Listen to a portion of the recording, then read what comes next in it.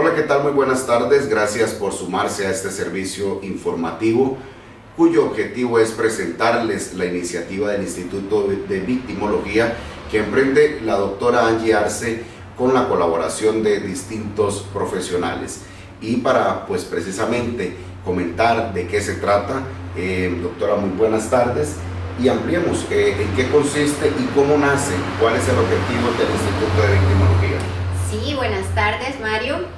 Bueno, el Instituto de Victimología nace como una necesidad de poner en evidencia quién es la víctima en Costa Rica, hacer valer sus derechos y sobre todo tratar de alguna forma de llenar los vacíos legales, como que por ejemplo en el derecho penal costarricense la víctima no tiene derecho a ser representada de forma gratuita por un abogado. Entonces esta es una de las necesidades más grandes. Si bien es cierto, tenemos el fiscal, la figura del Ministerio Público, la ley dice que es un ente objetivo y tiene el deber de representar tanto los intereses del imputado o llevar prueba como lo de la víctima. Además de luchar por sus derechos, como a ser oído en juicio, como a que se le brinde una atención digna en los diferentes tribunales, en medicatura forense. Entonces, en realidad el instituto nace como esa necesidad de concientizar quién es la víctima. Un proceso necesario dentro de todo esto es la desvictimización, procurar una desvictimización y pues generar también artículos de interés jurídico para pues construir en Costa Rica ese concepto que se echa de menos actualmente. Y es que allí para nadie es un secreto y una crítica, incluso diríamos que se hace dentro de la construcción social, es que el delincuente tiene derecho a muchas cosas. Es decir, si una persona delinque dentro de prisión tiene obviamente cubiertas sus necesidades básicas, pero también puede estudiar si así lo desea, puede desarrollarse laboralmente. No así con una familia que, por ejemplo, le mataron al papá, el papá fue víctima de un homicidio y era el principal sustento. Muy posiblemente esos niños dejan de cubrir sus necesidades básicas, muy posiblemente no pueden seguir estudiando y a partir de ahí se trastorna su vida. Y podríamos decir hay un estado de indefensión hacia la víctima, es decir, es doblemente golpeada, si cabe la analogía. Claro, o doblemente revictimizada, como le llamamos nosotros. La intención del instituto es dar un abordaje de primera línea, de primera mano.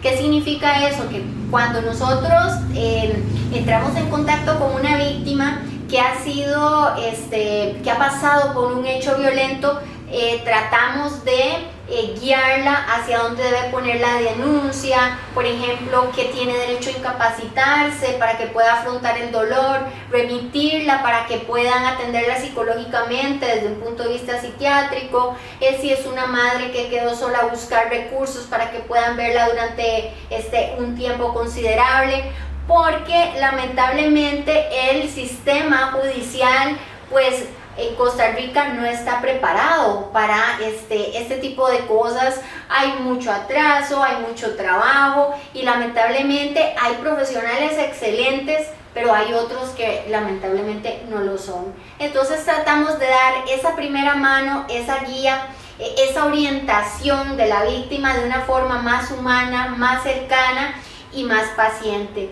Y esa raíz de toda esta situación, bueno, el instituto a través de los años se ha venido ocupando de varios delitos como el homicidio, violaciones, menores de edad, delitos sexuales, pero actualmente, a raíz de la pandemia, hemos visto que ha surgido una necesidad, sobre todo en Costa Rica, que no está cubierta, y es el tema de la violencia contra la mujer. Estamos hablando de violencia psicológica, violencia física, violencia patrimonial y pues a llegar a lo más grave, el asesinato de mujeres a raíz del género y también el tema del COVID, el tema del confinamiento ha dado incluso un tinte distinto a todo este fenómeno. Bueno, y consideramos nosotros que es nuestro deber, nuestro objetivo y nuestra responsabilidad llegar ahora a todas esas casas y que las mujeres sepan que aunque están ahí encerradas, pues tienen una mano amiga,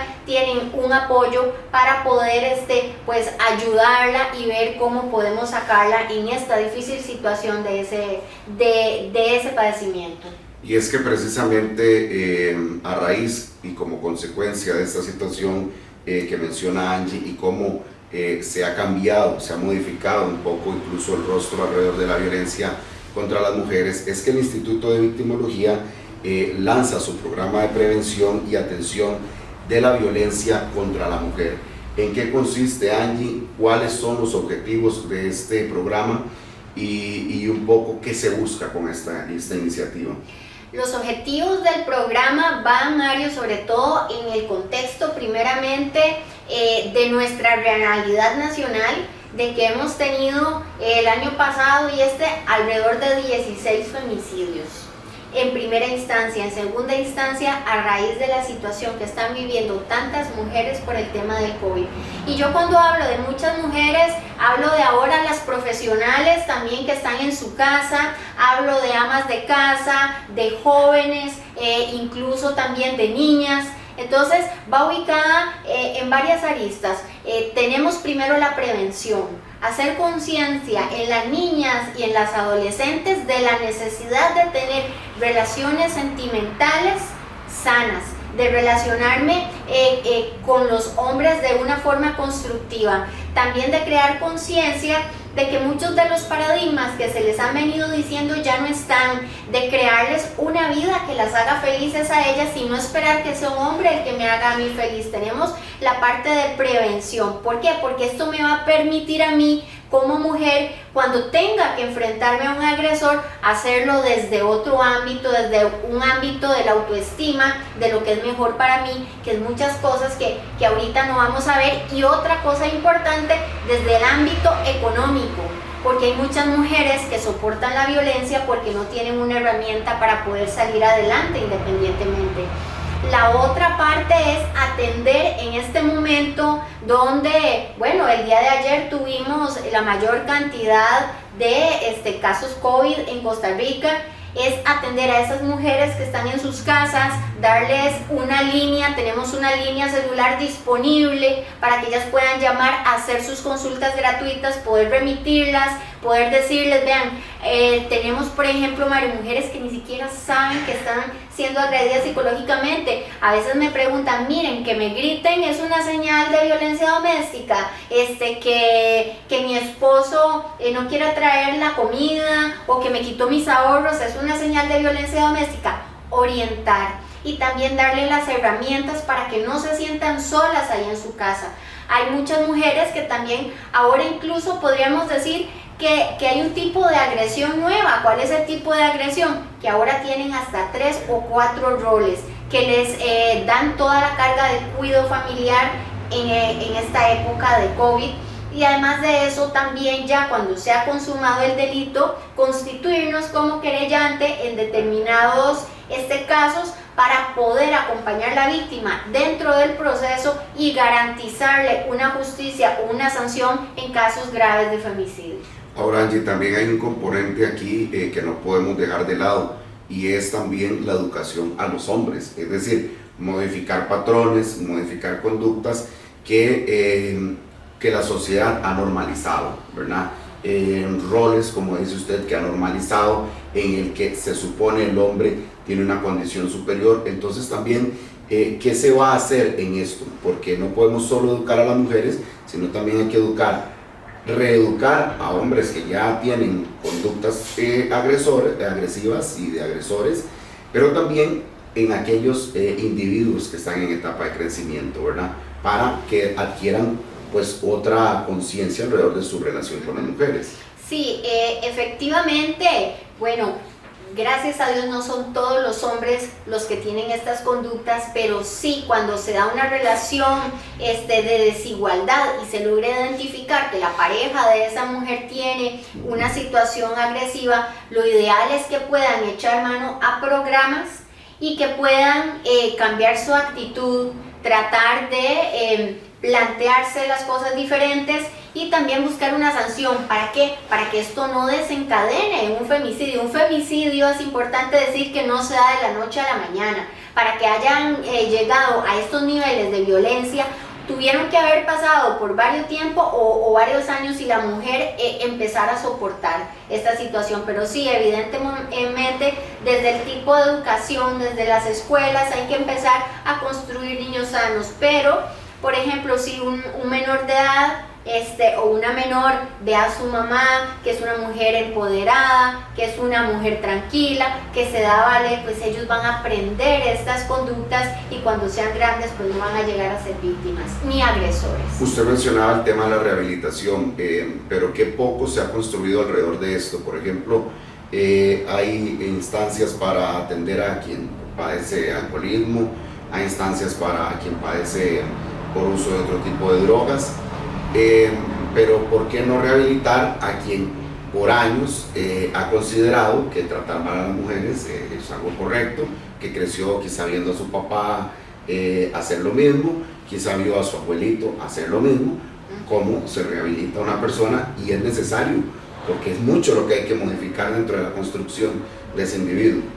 Sí, de hecho hay muchos proyectos y propuestas para que parte de la sanción no vaya a ser únicamente una privación de libertad, una multa o un trabajo comunal, no, sino que se obligue a la persona a que lleve este tipo de cursos y se someta para que pueda visualizar y concientizar sobre su conducta.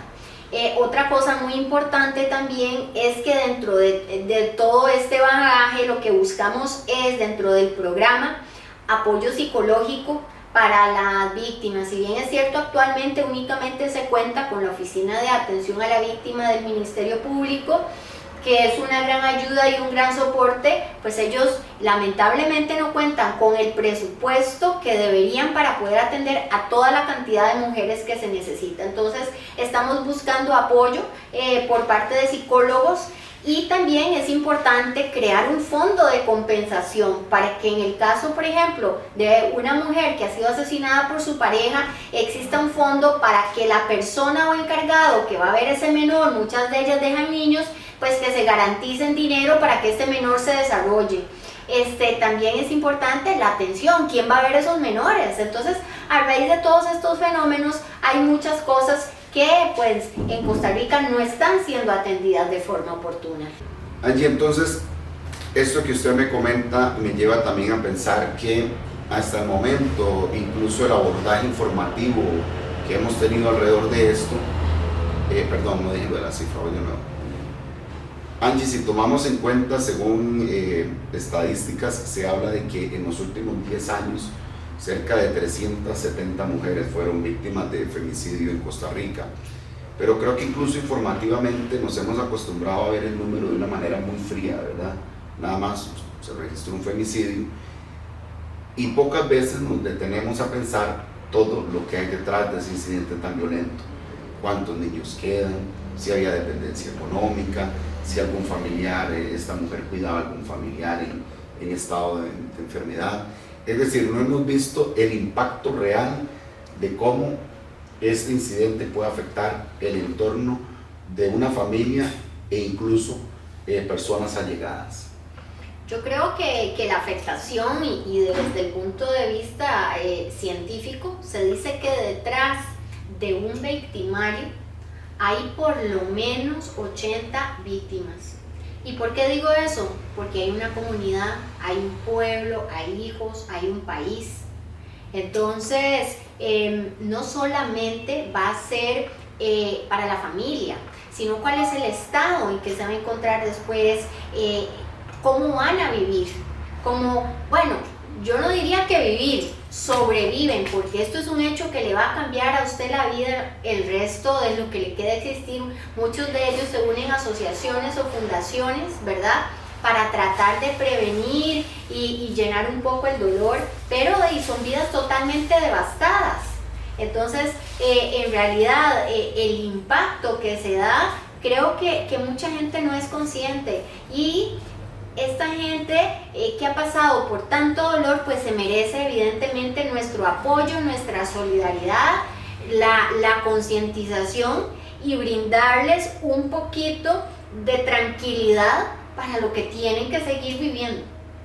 Angie, me gustaría una reflexión final en torno a este programa que estamos desarrollando y ojalá también en procura de que quienes nos estén escuchando, quienes nos estén viendo, pues se sumen, participen, si ven que hacemos dinámicas y también si por ahí nos está viendo organizaciones, de repente gobiernos locales, alguna municipalidad que quiere involucrarse y ayudarnos o que formemos parte, ya sea con charlas, con visitas a colegios, con reuniones con grupos de mujeres, pues que nos ayuden a robustecer y enriquecer este esfuerzo que se hace desde aquí de una manera, pues, diríamos tan loable, ¿verdad? Claro, la idea también es concientizar, saber que el instituto está a disposición de instituciones públicas. Muchas veces la policía de seguridad nos dice, bueno, ¿y cómo abordamos una víctima cuando llegamos a una casa? O incluso estamos dispuestos a colaborar con instituciones como el OIJ, el Ministerio Público, que ya lo hemos hecho, para preparar, como decimos nosotros, los primeros auxilios de atención en caso de que haya violencia contra una mujer. ¿Cuál sería el mensaje? ¿Cuál es, Mario, el objetivo de este programa?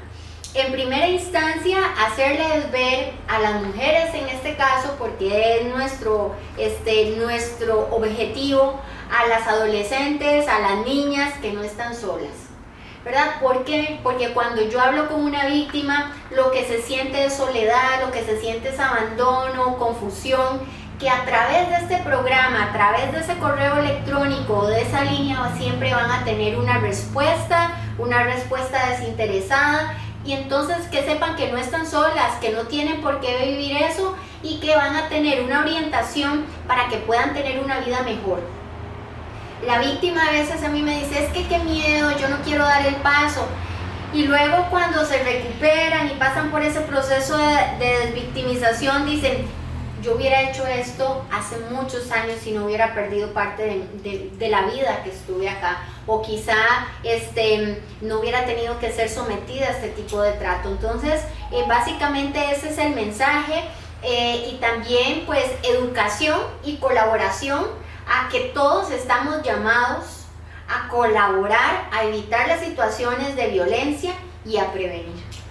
Muy bien, y pues a ustedes invitarlos también a que ingresen a las redes sociales del Instituto de Victimología, donde vamos a estar pues subiendo todo el material referente al programa de prevención y atención de la violencia contra la mujer.